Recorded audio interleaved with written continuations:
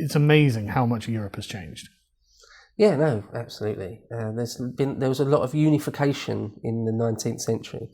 So here we're talking about the early 18th century. I mean, Britain becomes Britain in the middle of this war. Yeah. Before that, we weren't sort of formally united with Scotland, the two crowns. So that sort of happens in the middle of this war. And 13 years, it's sort of quite a tumultuous 13 years, not including this war. Loads of other things happen, not even including this war, like, for example, the unification of Scotland and England. But just to go back to Italy, like Venice is its own thing, the Papal States are their own thing, Tuscany. When you say their own thing, you mean sovereign states? Yeah. Like there's the Duchy of Modena in northern Italy, or the Duchy of Parma in northern Italy. Germany, obviously Bavaria's got its own sovereignty, like Prussia's got its own sovereignty, Hanover, like even Cologne is sort of more or less, it's a lot of these things are a bit of a puppet states. But then you've got the Holy Roman Empire, which really is a patchwork of tiny, pretty small little places, all under in their own sort of league, if you like, which is the Holy Roman Empire, which at this point the Austrians control. And then Austria itself has got a few, well, the Habsburg monarchy, it's got a few elements to it. Hungary is attached to it. They've quite recently taken control of Transylvania, which is sort of modern day Romania-ish, taking it off of the Ottoman Empire. So that's one of the things to mention straight away, is that this war comes after a string of wars in the late 17th century. You can see when I was reading about history, just on my own for fun, I was like, I'll come back to this bit. Yeah, so right away, unless you really want to know about it, unless you're like making really an effort to figure it all out and who's who. And I haven't even started on the names of the people. So for example, just take the Habsburg family. There's sort of, it's just a complicated story right away. And we'll have to get into it when we start talking about Charles and things. But just to say, the string of wars running up to it. So Louis XIV, that's one strand you can sort of hold on to, because he's king of France for sort of 70 years. So that's one person you can sort of hold on to at all times. I think that's a good way of getting your mind around history, especially a complicated portion of history. He's also a sort of powerful and prominent character. Oh yeah, completely. You know, he dominates. He dominates the whole thing. The Sun King. Yeah. So like he's a good anchor for this time period, isn't he? Absolutely. I think, like, for example, if you want to understand the Elizabethan period, the whole of European history during the Elizabethan period, to anchor yourself onto Elizabeth Tudor is one of those things, because she's a constant through it. But that is another thing I would like to say just straight off the bat, that, you know, this is a complicated story, and I hope I don't get any of it wrong. But if I do, you have to cut me a little bit of slack, because it's very easy to sort of bugger this story up. There's a number of ways you could tell it. I'm going to do it more or less chronologically, but there's multiple theatres of war going on here. Last Epochs we did Blenheim. In a sense, it's a very straightforward story to tell. This happened, then this happened, and these were the results. It's one thing. Whereas there's basically 4 theatres of operations. There's Flanders, which is basically Belgium, Holland, France, Luxembourg area. There's the Rhine theatre, i.e. sort of southern Germany. There's the Italian theatre all across northern Italy, sorry. And then there's the Spanish theatre. Loads of war goes on in and around Spain. So there's 4 different things going on, all at the same time, or often all at the same time, to begin with, all at the same time. And just multiple people, and things, the politics of it change loads as well. Like, for example, one example, what Spain wanted at the beginning completely changes by the end. In the middle of this, one of the, not Leopold I, but one of the Austrian Holy Roman emperors in the middle of it, because we play around with 3 different ones in the middle of this. One of them dies, and all of our politics change. Or at one point, the Whigs are ousted for the Tories, and just our entire war aims change. Our view of the whole thing changes, stuff like that. So it gets complicated. Like Savoy flips. So it's like that just makes the calculations for everyone, including the historian looking back on it, completely different now suddenly. Right. And things like that just happen lots. So, okay, the wars leading up to, because this starts in 1700. Charles II of Spain dies in 1st November 1700. So, for example, you've got the Franco-Spanish War from 1635 to 59. And in the middle of that, basically, Louis XIV becomes king, quite young.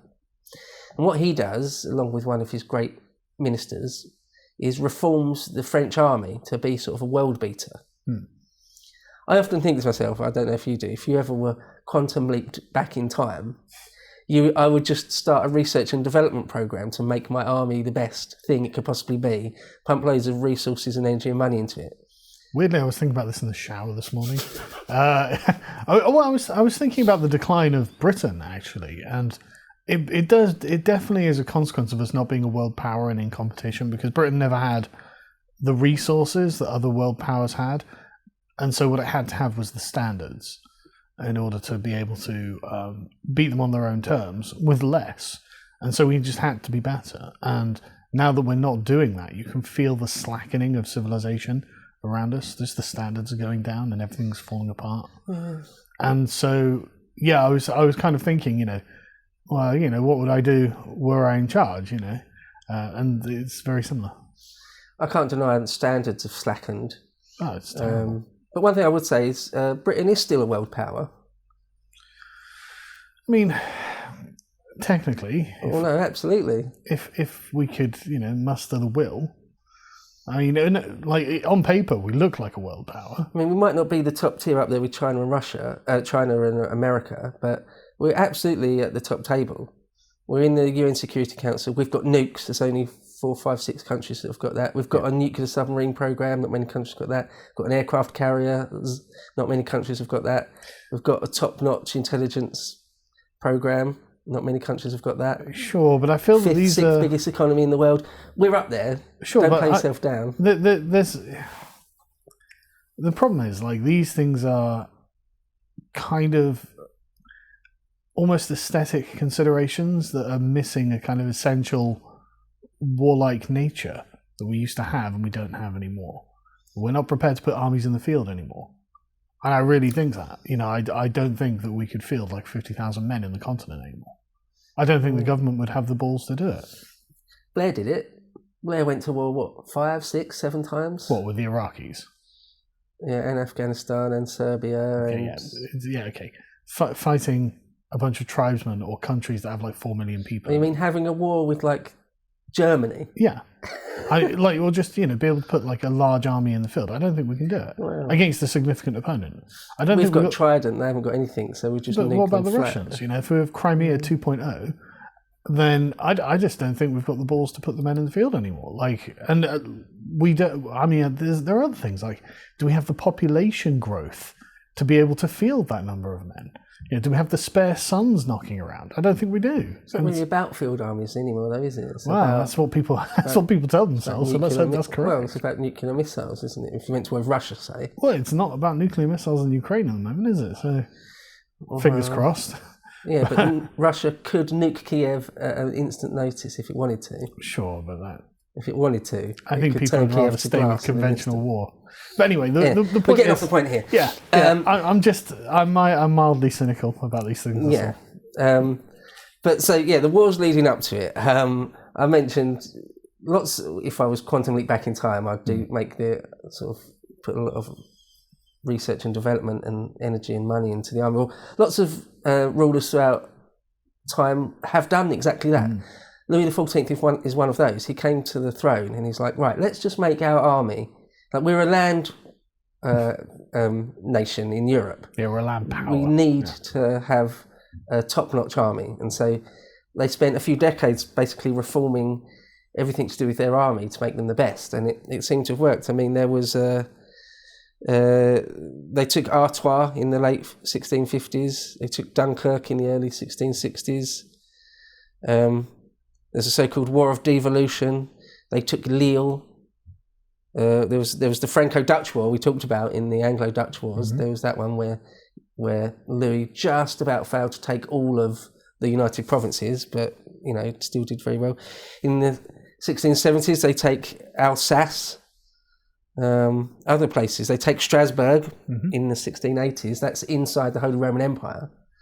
So by the 1680s, France is not only sort of considered and is the most powerful land force in Europe, it's also throwing its weight around. Everyone's aware of it. They're aware of their own power. Everyone's aware that their power, and they're using it. Louis XIV was no shrinking violet. In 1865, he revokes the Treaty of Nantes. That's one word you have to be a bit careful about. The French town of Nantes. Yeah. It's written, but it's really pronounced Nantes, which sounds like a bad English word, doesn't it? But there's no way to avoid that. I think maybe the French, if you really lean into it, it's more like non. But anyway, we sort of say Nantes. I'll call it Nantes. Anyway, Nantes, yeah. We'll stay safe, call it Nantes. Oh. Anyway, when Louis revokes that's when he basically says you kind of have to be Catholic. Or at least we're going to heavily prosecute Protestants. The more hardline Protestant you are, the more you're going to be in trouble now. And that's when lots of the Huguenots come across to Britain. Always been a nation of immigrants, Beau. For their safety, yeah. 100,000 Huguenots can't be wrong. Yeah. Yeah. Like a million of them a year on year. Yeah. Oh no, it wasn't quite that many, was it? There was nowhere near that many. And anyway, by the very late 17th century, you've got the 9 Years' War, which runs from 1688 to 1697, where it's basically a lot of Europe against France. There's way more to it than that. Anyone that knows about the 9 Years' War will scoff at that description. But anyway, that's all you really need to know for this. We haven't got time to go into it. And if that ends in 97, then that's not very long before this starts. This starts basically in 1701. Right. Britain don't really get involved till more like 02, 03, but... So it's 4 years. Yeah, it's not really much of a breathing space there, really. Churchill writes, quote, "No war was ever entered upon with more reluctance on both sides than the War of the Spanish Succession. Europe was exhausted and disillusioned." That seems to be a little bit of an understatement, because both sides really did everything they could within reason to sort of not end up in hostilities. That is interesting, though, isn't it? Well, you've got two sides that just don't want a war and yet still find themselves compelled to war anyway. They tried diplomacy, lots of diplomacy, and it just didn't work. It just couldn't work. Because, sometimes there's a line in the sand. Yeah. It's like, someone says, I'm gonna kill one of your parents or one of your kids, but let's talk about it. Let's talk Turkey. Let's see if we can arrange something before we do that. You can do absolutely everything you possibly can, but if at some point they say, no, I don't accept it, then you can say, right, well, it's a fight then. I'm not just going to let you do it. I'm going to have to fight then. Because I cannot let you do that. So it's as simple as that. So that's how it ended. What was that over exactly? Well, because if the House of Bourbon or the House of Habsburg control all of the Spanish Empire, they're going to be the world. They're going to be the unipower of the world. Yeah, they're going to be unbelievably rich. Yeah. To watch the full video, please become a premium member at lotuseaters.com.